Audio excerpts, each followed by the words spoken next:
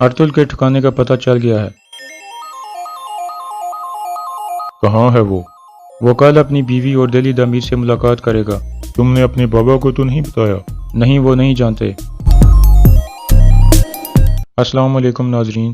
पिछली किस्त में आपने देखा कि हाइमा खातून एक सिपाही को खत देकर सुल्तान अलाउद्दीन की तरफ रवाना करती हैं और तुजतेकन कोजा बख्श को कहता है कि ये खत हर हाल में रुकवाना है। इस किस्त के आगाज में वो सिपाही खत लेकर जा रहा होता है कि रास्ते में एक जगह अचानक मंगोल आ जाते हैं।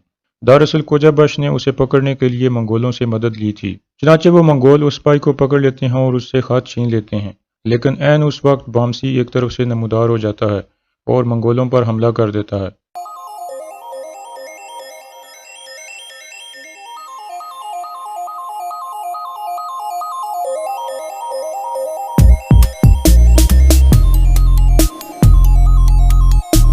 इस दौरान सारे मंगोल मारे जाते हैं।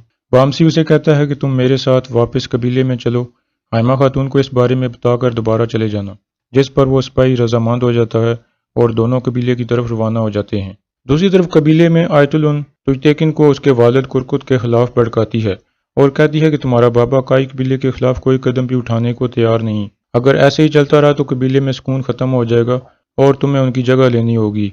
दूसरी तरफ हाइमा खातून और हलीमा सुल्तान सख्त परेशान होती हैं कि कहीं हमारा सिपाही पकड़ा ना जाए। इतने में बामसी अंदर दाखिल होता है। सब उसको मिलते हैं और खुश आमदीद कहते हैं।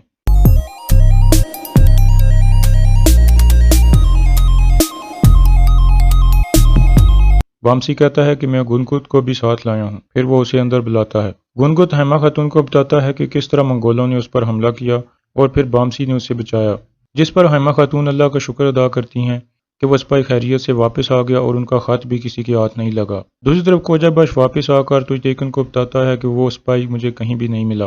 रात को अर्तुल छुप कर कबीले में दाखिल होता है और दिल्ली दामीर के खेमे में जाता है, जहां हकीम अर्तुक भी मौजूद होता है। इतने में बामसी अंदर दाखिल होता है, जिसे देखकर अर्तुल बहुत खुश होता है और कहता है कि तुम ठीक वक्त पर पहुंचे हो। बामसी कहता है कि काफी अरसे से मैंने दुश्मनों के सर नहीं उड़ाए, इसलिए मैं भी लड़ने के लिए बेचैन हूँ। इसके बाद अर्तुल हलीमा को बुलाने को कहता है।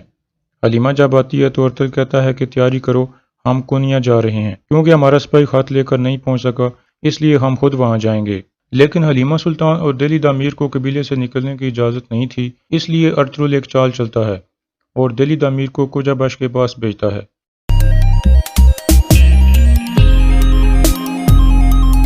दिल्ली दामीर पहले उसकी तारीफें करता है और फिर कहता है कि मुझे तुमसे एक मदद चाहिए।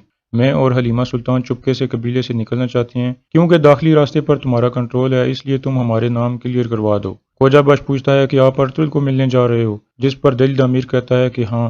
कोजा बख्श फौरन रजामंद हो जाता है, क्योंकि वो समझ रहा था कि इस तरह वो अर्तुल तक पहुंचने में कामयाब हो जाएगा। इसके बाद हलीमा सुल्तान वापस आकर हाइमा खातून को कोनिया जाने के बारे में बताती है। हाइमा खातून कहती हैं कि रास्ता इतना खतरनाक और लंबा है, तुम कैसे जाओगी?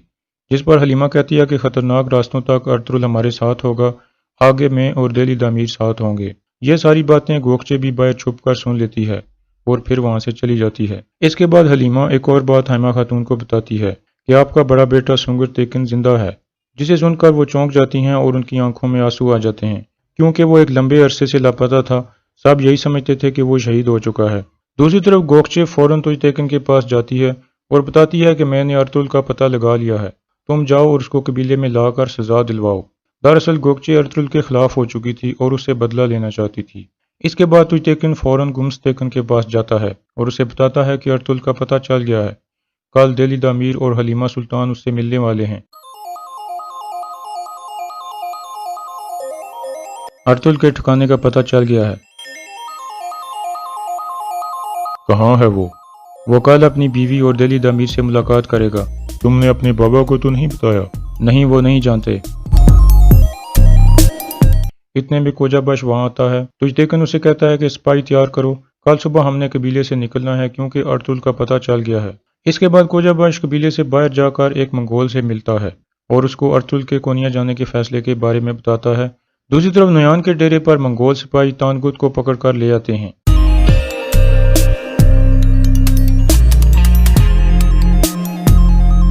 नयान उससे पूछता है कि तुम कहाँ थे? तानगुत कहता है कि मैं आपसे अकेले में बात करना चाहता हूँ, जिसके बाद नयान साहब को वहां से जाने को कहता है। फिर तानगुत कहता है कि अर्तकुश मर चुका है। नयान पूछता है कि वो कैसे? تانکت کہتا ہے کہ میں شکار کرنے نکلا تھا تو ایک جگہ دیکھا کہ ارطغرل اور اس کے ساتھی ہمارے سپاہیوں کو مار رہے تھے اور ارتکش کو انہوں نے ہمارے سپاہیوں سے چھڑا لیا تھا، اس لیے میں نے اسے مار دیا۔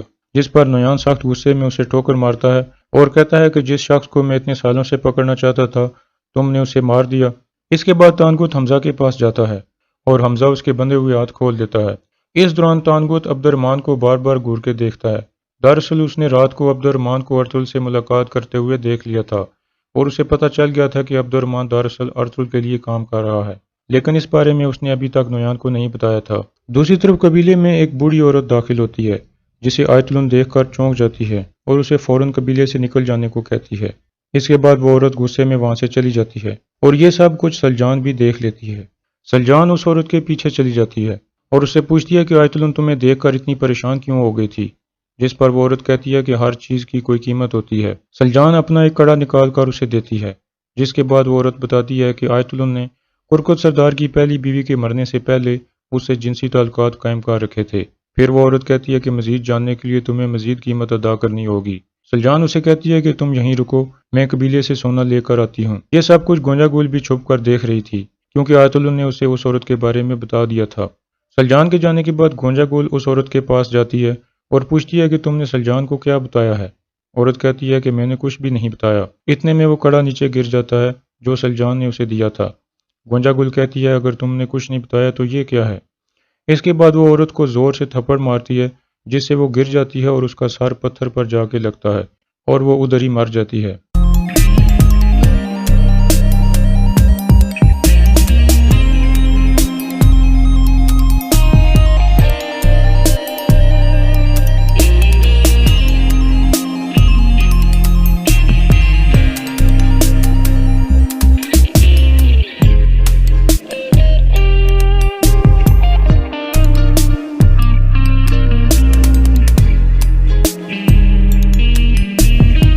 اور گونجا گل جلدی سے وہاں سے نکل جاتی ہے اور یہاں اس قسط کا اختتام ہو جاتا ہے۔